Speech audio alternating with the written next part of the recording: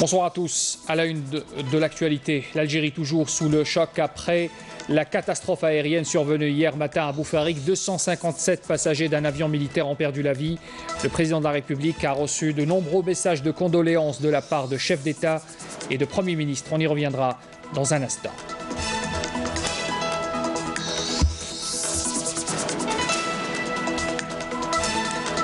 Et puis dans l'actualité, bien sûr, toujours marquée par ce drame, l'Algérie qui pleure encore ses morts en ces journées de deuil national. Les drapeaux sont en berne. Demain, la prière de l'absent sera accomplie dans toutes les mosquées du pays, mais également à la mosquée de Paris.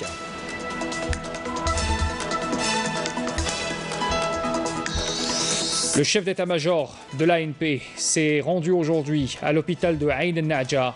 Ahmed Gaïd Salah s'est recueilli à la mémoire d'une partie des victimes identifiées jusqu'alors. Ahmed Gaïd Salah a tenu également à adresser un message de remerciement au peuple algérien pour son soutien en ces temps difficiles. Et puis les Algériens justement expriment leur douleur et leur compassion avec les familles des victimes de cette catastrophe aérienne.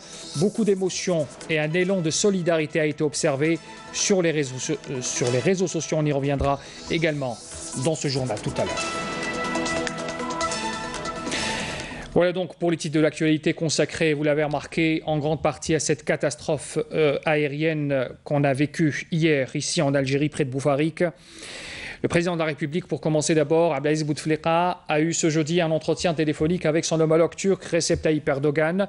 Ce dernier lui a présenté ses condoléances ainsi que celles du peuple et du gouvernement turc à la suite de ce crash de l'avion militaire survenu hier matin à Boufarik dans la wilaya de Blida. Lors de cet entretien téléphonique, le président turc a saisi cette occasion pour exprimer la solidarité constante de son pays avec l'Algérie. Dans un message adressé la veille, au président Bouteflika, Erdogan avait fait part de la disponibilité de la Turquie, je cite, d'apporter à nos frères algériens toutes sortes de soutien en cas de besoin.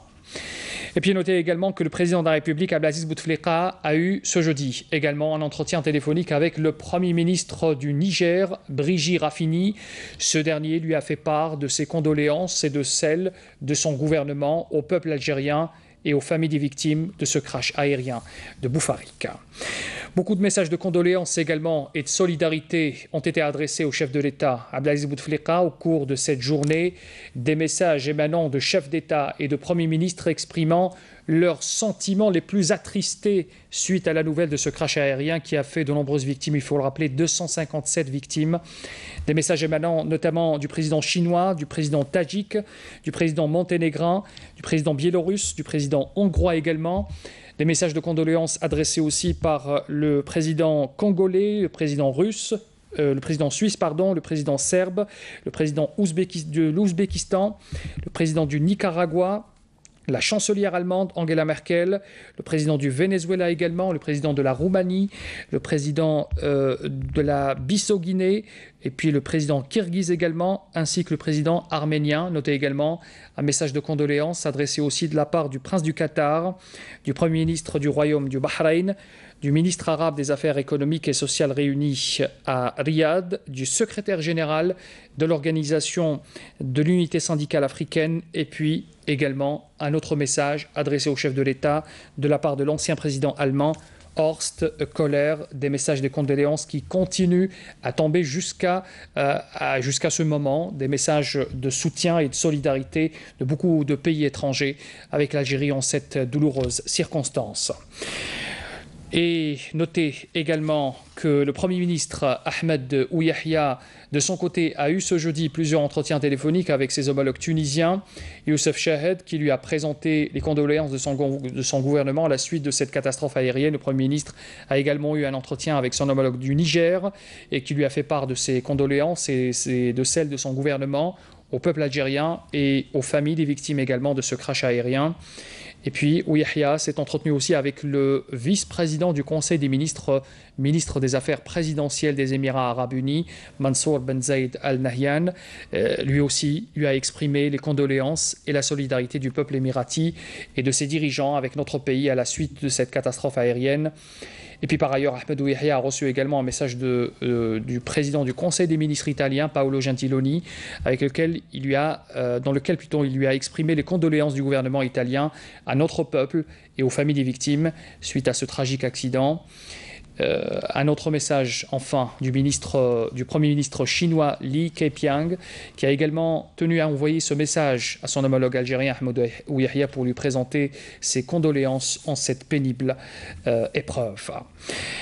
Comme j'ai annoncé en titre, l'Algérie est en deuil, et en un deuil national au lendemain d'une des pires catastrophes aériennes de l'histoire de notre pays. Un deuil national de 3 jours, il faut le rappeler, a été décrété dès hier en mémoire des victimes, 10 membres d'équipage, 247 passagers, majoritairement des militaires et leurs familles.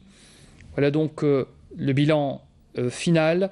Et puis à Alger, des drapeaux, vous le voyez sur ces images, des drapeaux nationaux étaient en berne sur les bâtiments ou les places publiques, de même que ceux de nombreuses ambassades étrangères. Des minutes de silence ont été également observées dans certaines administrations et plusieurs grandes entreprises qui ont publié des encarts dans la presse pour présenter leurs condoléances aux familles des victimes.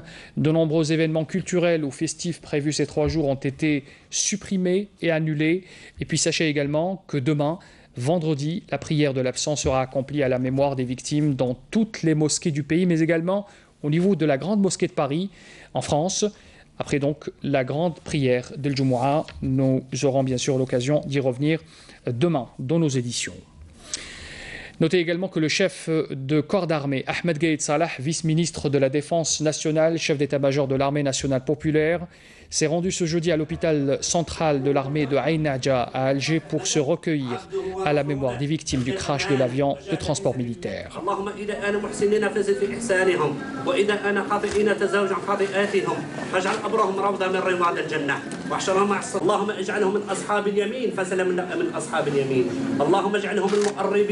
وريحان وجنة النعيم يا أيتها النفس المطمئنة ارجعي إلى ربك راضية مرضية فادخلي في عبادي وادخلي جنتي صدق الله مولانا العلي العظيم وبلغ رسوله المصطفى الكريم ونحن على ما قال ربنا وخالقنا ورازقنا من الشاهدين ولا حول ولا قوة إلا بالله العلي العظيم وآخر دعوانا أن الحمد لله رب العالمين عظم الله أجرنا وأجرهم وجزاهم الله صبرا وسلوان. Le général de corps d'armée a assisté à la levée de corps et pour réciter bien sûr à la Fatiha à la mémoire des Shuhada et ce suite aux résultats d'identification des premières victimes. Le général de corps d'armée a également donné des instructions portant sur la nécessité de prendre en charge les transferts des corps vers leur région d'origine et d'accélérer l'opération d'identification des autres corps qui est en cours par les services spécialisés. Suite à ce tragique accident qui a frappé la nation, causant la perte d'un nombre des meilleurs de ses fils, le général de corps d'armée présente ses sincères remerciements. Il exprime aussi toute sa considération pour l'élan de solidarité et les sentiments de compassion dont fait montre le peuple algérien.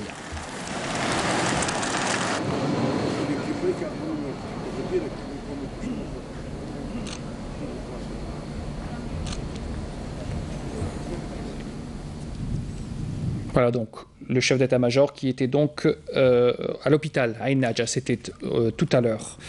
Notez également que beaucoup de messages de condoléances ont été reçus également de l'étranger, adressés au ministre des Affaires étrangères, Abdelkader El-Messahi. Il a reçu plusieurs communications téléphoniques de la part de ses homologues, français notamment, égyptiens, tunisiens, kenyans et yéménites. Tous ont témoigné de leurs sincères condoléances au peuple algérien exprimant leur solidarité en cette tragique circonstance.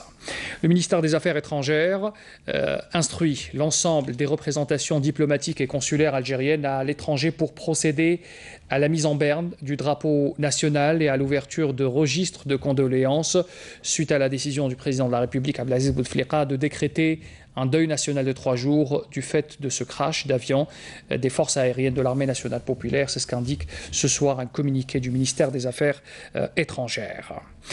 À quelques minutes, à peine quelques minutes, après l'annonce de la triste nouvelle, les Algériens, profondément choqués, attristés aussi, ont enflammé les réseaux sociaux, notamment Facebook, par des milliers de messages de soutien et de condoléances à l'adresse des familles des victimes. On voit cela en images avec Mounana Walhamoudi. Les Algériens en deuil rendent hommage aux victimes du crash de Boufarik.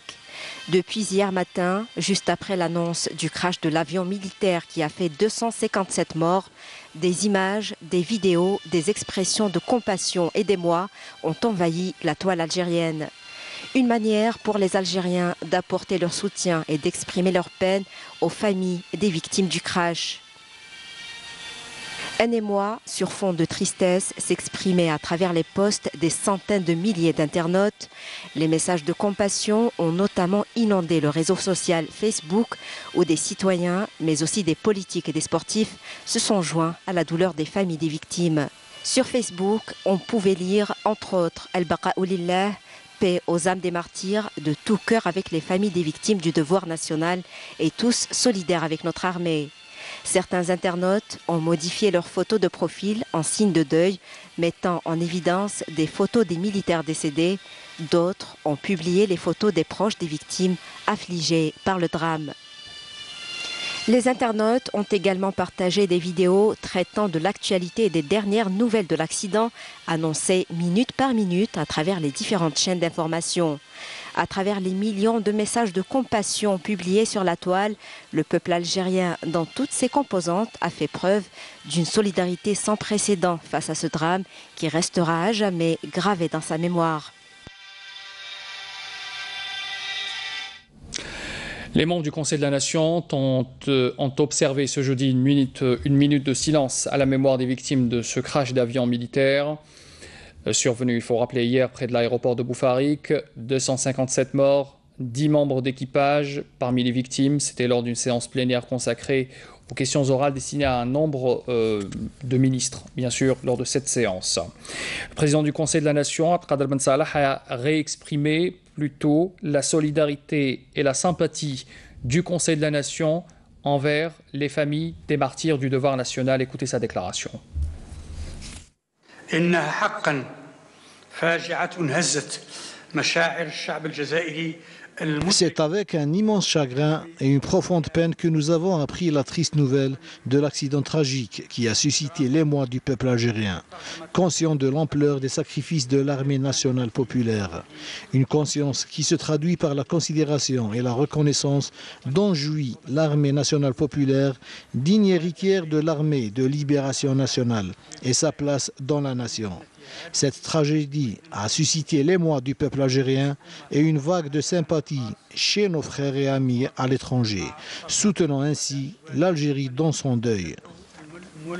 ندعو المولى عز وجل أن يتغمد شهداء الواجب الوطني برحمته الواسعة. Voilà donc ce qu'on pouvait dire à propos de cette catastrophe aérienne qui a touché l'Algérie donc hier, 257 morts, beaucoup de condoléances. On aura bien sûr l'occasion d'y revenir dans nos prochaines éditions. Inna lillah wa inna ilayhi raji'un. Beaucoup de messages de solidarité envers des familles et beaucoup de pensées pour les familles des victimes ce soir. La séance de questions orales, on en parlait il y a un instant, séance de questions orales qui s'est poursuivie par la suite. Les sénateurs ont adressé leurs questions à plusieurs membres du gouvernement. On retiendra ce soir la réponse du ministre de la Santé. Il affirme que plus de 500 000 enfants ont été vaccinés contre la rougeole durant les 20 derniers jours sur l'ensemble du territoire national. Mokhtar Hasbelaoui ajoute que le nombre des cas d'atteinte de cette maladie contagieuse a sensiblement baissé dans les wilayas d'El-Oued, de Ouergla et de Taman Rasset dans le cadre du plan mis en place par le secteur pour l'année 2018 visant à endiguer la prolifération de cette maladie qu'est la rougeole. Et puis le gouvernement a décidé de mobiliser une enveloppe de 91 milliards de dinars additionnels pour le secteur de l'habitat destiné à la viabilisation de 375 000 logements à livrer dans les prochains mois. C'est ce qu'indique le Premier ministère sur son site internet, sur son site web. Prise en application des orientations du président de la République Abdelaziz Bouteflika, cette mesure consiste en la mobilisation d'abord et immédiatement de 33 milliards de dinars algériens en autorisation de programmes supplémentaires ainsi que 58 milliards en crédit de paiement dont la libération sera étalée, précise encore la même source. Ce financement additionnel permettra au secteur de l'habitat de viabiliser et de livrer dans les prochains mois un total de 375 000 logements composés de 190 000 unités déjà achevées et 185 000 autres ayant déjà atteint un taux de réalisation de 90%, souligne encore le Premier ministère dans son communiqué. Ce même communiqué a également indiqué ce jeudi que le gouvernement vient de décider aussi d'augmenter les quantités de poudre de lait fournies par l'Office algérien interprofessionnel de lait, l'ONIL, aux laiteries publiques et privées face aux pénuries apparues dans la disponibilité du lait en sachet sur le marché. C'est ce qu'indique donc également ce communiqué du Premier ministère. Le Premier ministère qui précise que les laiteries du groupe public industriel de production du lait et de ses dérivés Giplé verront leur approvisionnement en poudre de lait passer de 7 000 à 10 000 tonnes par mois, avec en contrepartie l'augmentation de leur production de lait en sachet de plus de 2 millions à près de 4 millions de litres par jour. Les laiteries du secteur privé verront, elles aussi, leur approvisionnement passer de 7 500 à 9 000 tonnes par mois, ajoute la même source. Ces mesures de saturation du marché seront accompagnées aussi de l'application ferme de la loi contre tous les auteurs de détournement de la poudre de lait fortement subventionnée par l'État, au bénéfice des consommateurs, affirme encore le Premier ministère. À noter que ces mesures interviennent dans un contexte marqué par des perturbations enregistrées depuis des mois sur le marché d'approvisionnement en sachets de lait subventionnés. Justement, on parle du lait. L'État encourage, vous le savez, l'utilisation du lait cru dans les laiteries. C'est un processus graduel qui permettra à terme de se débarrasser de l'importation de la poudre de lait. On s'intéresse ce soir justement à une laiterie à Mila qui utilise justement le lait cru exclusivement pour sa production.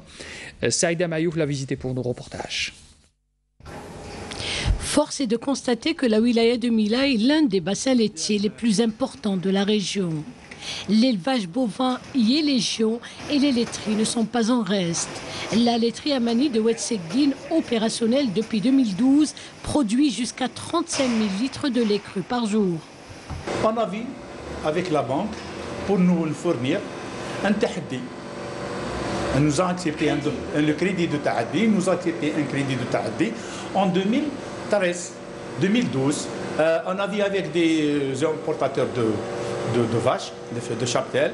Il y en a une au niveau d'Oran. On a fait une relation avec M. Hachassa et on a arrivé de nous livrer 603 vaches.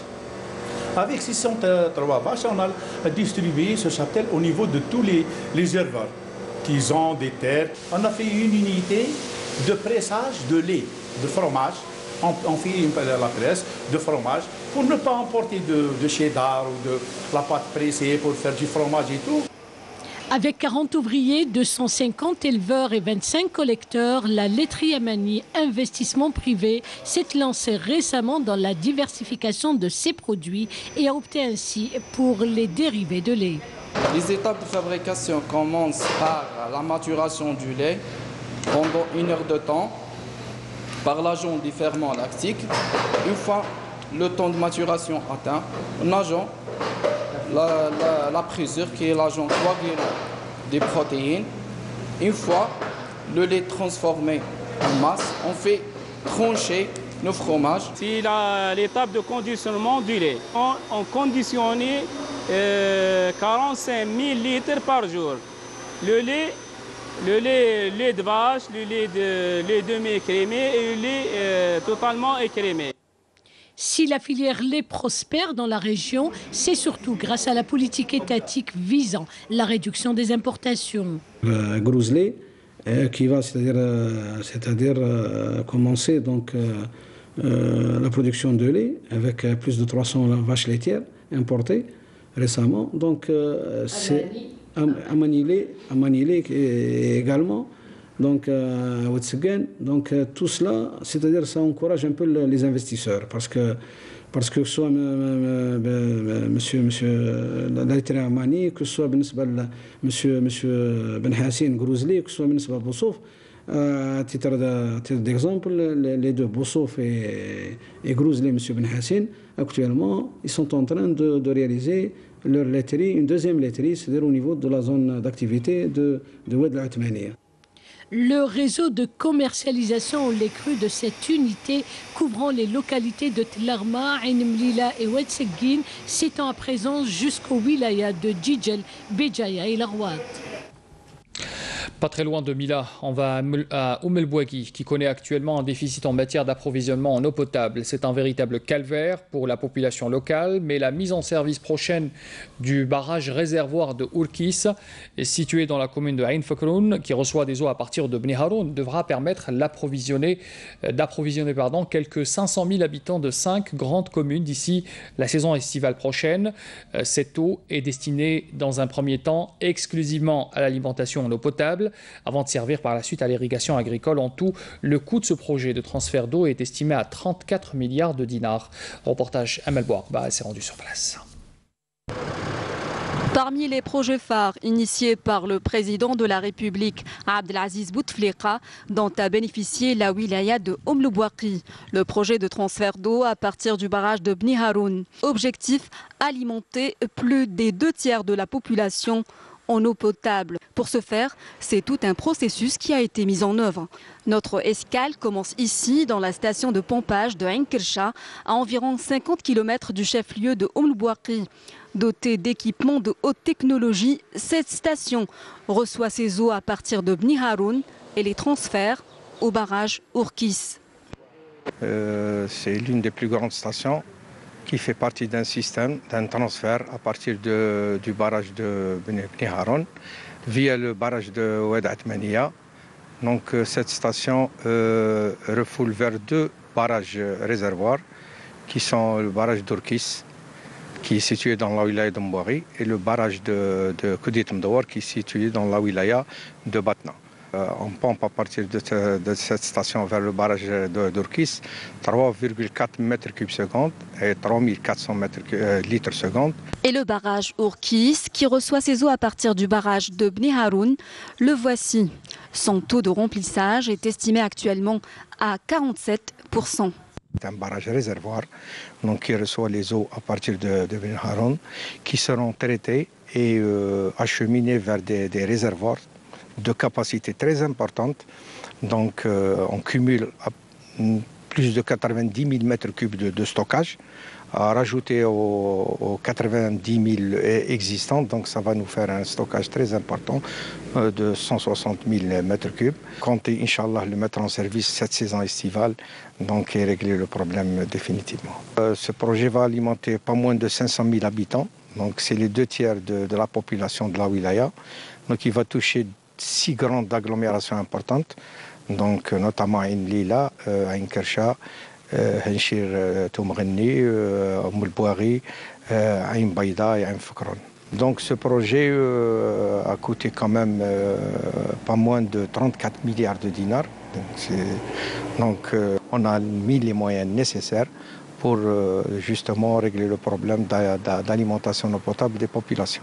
Ce projet d'envergure est salutaire pour les habitants de Oum El Bouaghi qui espèrent avoir le précieux liquide dans le robinet sans perturbation dès l'été prochain.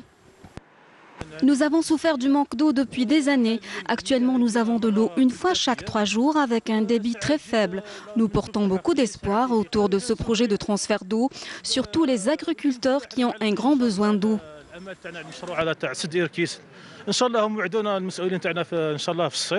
La crise de l'eau est vraiment un calvaire. En été, nous avons de l'eau une fois tous les 6 jours. Nous espérons que le barrage de Ourkis sera mis en service bientôt. En tant qu'agriculteur, j'ai un grand problème d'eau pour l'irrigation. Si dans un premier temps, la priorité est donnée à l'alimentation en eau potable, l'irrigation agricole n'est pas en reste. Ainsi, après l'approvisionnement des populations, il est question d'utiliser l'eau du barrage de Ourkis pour irriguer des périmètres agricoles comme celui de Ouled Hemla, d'une superficie de plus de 2000 hectares, situé à une 60aine de kilomètres du chef-lieu de Oum El Bouaghi.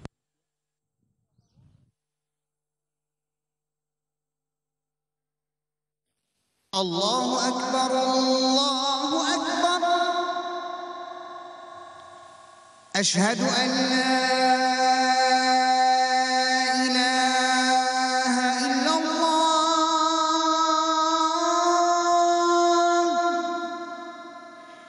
أشهد أن لا إله إلا الله أشهد أن محمدًا رسول الله أشهد أن محمدًا رسول الله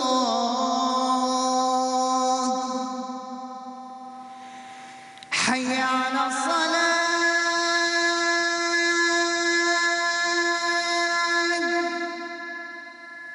حي على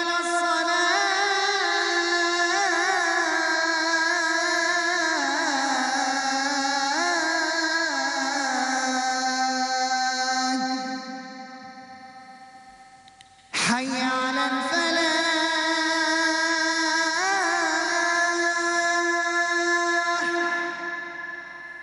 حي على الفلاح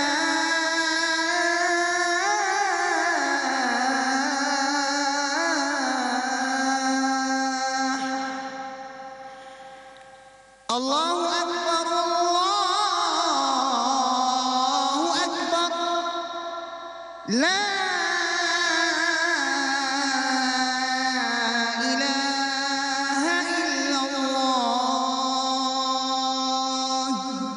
اللهم رب هذه الدعوة التامة والصلاة القائمة آت محمدا الوسيلة والفضيلة وابعثه مقاما محمودا الذي وعدته. L'appel à la prière pour Salat el-Maghrib pour Alger et ses environs. Taqabbal Allah Salat el-Jami'. Retour vers l'actualité. La ministre de la Solidarité nationale, de la famille et de la condition de la femme, Rania Dalia, a plaidé ce jeudi à Alger pour une action coordonnée, élargie et concertée entre tous les acteurs pour améliorer les conditions de prise en charge des personnes handicapées. Elle présidait les travaux de la première session du Conseil national des personnes handicapées. La ministre avait insisté aussi sur l'importance de sortir de cette rencontre avec des recommandations applicables sur le terrain en vue d'améliorer les conditions de vie des handicapés et de faciliter leur insertion dans diverses activités à caractère éducatif, socio-professionnel et économique. L'handicap n'est pas un obstacle. Voici un exemple de courage qu'on vous fait découvrir maintenant. Youssef Arab est un jeune handicapé moteur qui a su dépasser sa maladie et son handicap pour faire du sport et pas n'importe lequel. Il s'agit du judo. Voici son portrait signé Samia Bouaroura. Souvenez-vous, nous l'avons rencontré il y a quelques années de cela. Youssef Arab, ce petit garçon atteint d'une maladie dite IMC, infirmité motrice cérébrale, était notre coup de cœur. Et après plusieurs années, on était curieux de le revoir. Et c'est ici, dans son coin préféré, cette salle de judo, qu'on l'a retrouvé. Tout content, Youyou a beaucoup évolué depuis. Le sport a carrément changé sa vie. Avec le temps, les exercices, avec de la médecine bol de 5 kilos quand même, il arrive à se retourner, il arrive à ramper. Avant, il ne pouvait pas faire ça. Depuis 4 ans, il a beaucoup progressé, alhamdoulilah. Si Youssef avait fait des progrès, c'est grâce aussi au dévouement de ses parents qui mènent ce combat auprès de lui au quotidien. La motricité, elle a évolué. Surtout la motricité, parce qu'il avait un problème au niveau des mains et tout ça. Maintenant, c'est-à-dire même la cuillère, il peut la tenir difficilement, mais quand même, mais avant, il ne faisait pas ça. Il a une tablette.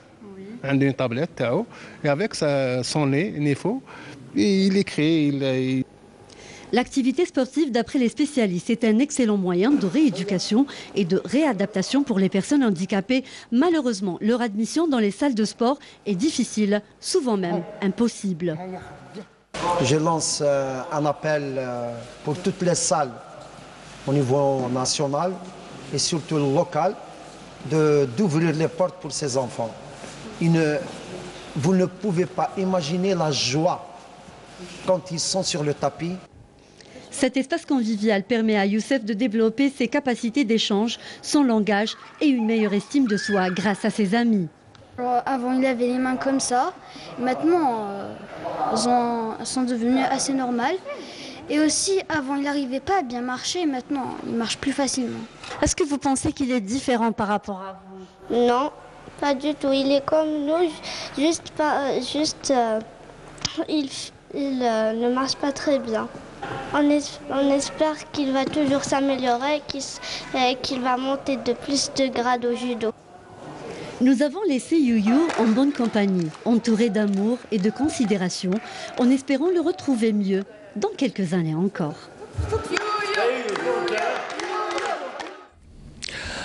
On parle de la mosquée Ketchaoua qui a été fermée depuis plusieurs années pour une rénovation. Le président de la République l'avait inaugurée récemment après avoir été rénovée. Demain, elle ouvrira ses portes, notamment pour accueillir les fidèles et aussi pour accomplir la prière de Jumu'ah, mais aussi la prière de l'absent qui, je le rappelle, sera également organisée après la prêche, plutôt le prêche du vendredi. Jazia Bayou.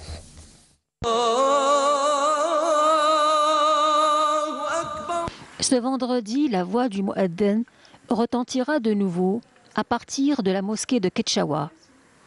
Après être fermée depuis 2008 pour des raisons de rénovation, voilà que cette mosquée historique s'apprête à accueillir ses fidèles en son vaste lieu saint. Le ministre des Affaires religieuses et des Waqf, Mohamed Issa, s'est rendu sur les lieux pour mettre le point sur les derniers préparatifs de ce grand jour d'ouverture. أمر السيد رئيس الجمهورية فإن الاحتفال الشعبي بافتتاح المسجد ينبغي أن يكون يوم الجمعة. Suite aux directives du chef de l'État, la célébration populaire de l'ouverture aura lieu ce vendredi. Nous œuvrons pour que cet événement se passe dans les meilleures conditions et tous les préparatifs seront revus de fond en comble avec toutes les parties concernées. Suite à la tragédie nationale qui a frappé hier la nation, après le crash de l'avion militaire, le chef de l'État a instruit l'organisation ce vendredi de la prière de l'absent dans toutes les mosquées de l'Algérie.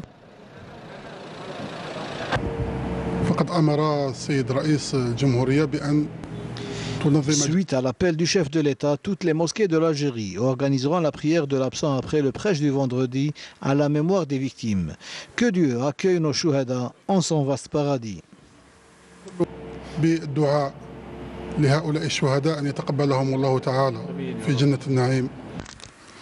Considérée comme un monument historique classé patrimoine culturel mondial de l'UNESCO, la mosquée de Ketchaoua sera ce vendredi le lieu propice pour toutes les implorations. Retenez également ce soir que 17 bombes de confection artisanale ont été détruites hier à Batna par un détachement de l'armée nationale populaire. C'est ce qu'indique ce jeudi un communiqué du ministère de la Défense nationale. Par ailleurs, dans le cadre de la lutte contre la contrebande et la criminalité organisée, des détachements de l'ANP ont intercepté à Tamal Rasset et Tindouf 5 contrebandiers saisis, un pistolet mitrailleur de type Kalachnikov, une quantité de munitions ainsi que 2,6 tonnes de denrées alimentaires, 12 000 litres de carburant, 8 200 comprimés psychotropes également. Et puis dans le même contexte, des détachements combinés de l'ANP ont arrêté lors d'opérations distinctes menées à Tlemcen et Djidjel ainsi qu'à Janet 2 narcotrafiquants. Ils ont saisi également 104 kg de kif traités. D'autre part, des détachements combinés de l'ANP ont appréhendé 159 immigrants clandestins. Ils sont de différentes nationalités. Ils ont été appréhendés à Gardaya, Biskra, Tlemcen également. Et puis les gardes-côtes ont déjoué à Al-Qala une tentative d'émigration clandestine de 4 personnes qui étaient à bord d'une embarcation de construction artisanale, souligne encore le MDN ce soir dans un communiqué. À l'étranger, la Russie exprime son soutien aux démarches de médiation de l'ONU visant à régler le conflit du Sahara occidental. Moscou souligne qu'il n'y a pas d'alternative à une solution politique basée sur les résolutions du Conseil de sécurité des Nations Unies, un communiqué du ministère russe des Affaires étrangères publié à l'issue des entretiens à Moscou entre le chef de la diplomatie russe, Sergei Lavrov, et l'envoyé personnel du SG, du secrétaire général de l'ONU pour le Sahara occidental, Horst Kohler. Le reste de l'actualité à l'étranger, en bref, également avec en toile de fond d'abord la crise diplomatique qui entoure d'éventuelles frappes militaires en Syrie et puis l'assassinat d'un Palestinien aujourd'hui également à Gaza. On fait le point avec Amélia Mellal. Alors que la tension est encore montée d'un cran après des menaces d'action militaire du président américain sur Twitter, la ministre britannique Theresa May a convoqué pour ce jeudi une réunion d'urgence de son gouvernement afin de discuter de la réponse à apporter aux événements en Syrie. Mais l'opposition britannique a exigé que le Parlement soit consulté avant toute intervention de Londres en Syrie. En France, le président Emmanuel Macron a pour sa part relativisé l'urgence d'une réaction, a-t-il annoncé sur une chaîne de télévision. La chancelière allemande Angela Merkel a déclaré de son côté que Berlin ne participera pas à des actions militaires. D'autre part, la Russie a appelé aujourd'hui les Occidentaux à réfléchir sérieusement aux conséquences de leur menace de frapper la Syrie. Le Kremlin a dénoncé un prétexte utilisé pour lancer une opération militaire contre la Syrie, avertissant qu'elle abattrait tout missile lancé contre ce pays. Face au risque d'attaque, l'armée syrienne a évacué des aéroports, des bases militaires ainsi que les bâtiments du ministère de la Défense et de l'état-major à Damas, selon l'Observatoire syrien des droits de l'homme. Un Palestinien a été tué ce matin jeudi à l'est de la ville de Gaza par une frappe israélienne, a annoncé le ministre de la Santé palestinien. Aujourd'hui, l'Égypte a ouvert pour 3 jours sa frontière avec la bande de Gaza pour les besoins humanitaires. Tôt ce matin, un premier bus de 70 personnes, dont des femmes et des enfants, est passé par le terminal de Rafah pour se rendre en Égypte. L'ouverture de la frontière intervient à la veille d'un 3e vendredi consécutif de manifestations palestiniennes prévues le long de la frontière entre Gaza et les territoires occupés. Pour rappel, depuis le 30 mars, 32 Palestiniens ont été tués et des centaines blessés par les forces israéliennes. Le rappel des titres de l'actualité avant de clore ce journal. L'Algérie toujours sous le choc après la catastrophe aérienne survenue hier matin à Boufarik. 257 passagers d'un avion militaire perdent la vie. Le président de la République a reçu de nombreux messages de condoléances de la part de chefs d'État et de premiers ministres. Reçus également donc aujourd'hui.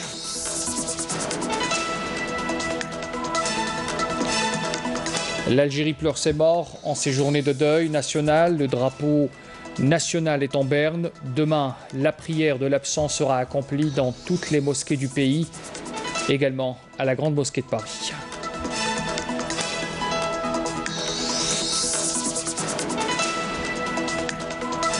Le chef d'état-major de l'ANP s'est rendu aujourd'hui à l'hôpital de Ain Nadja. Ahmed Gaïd Salah s'est recueilli à la mémoire d'une partie des victimes identifiées.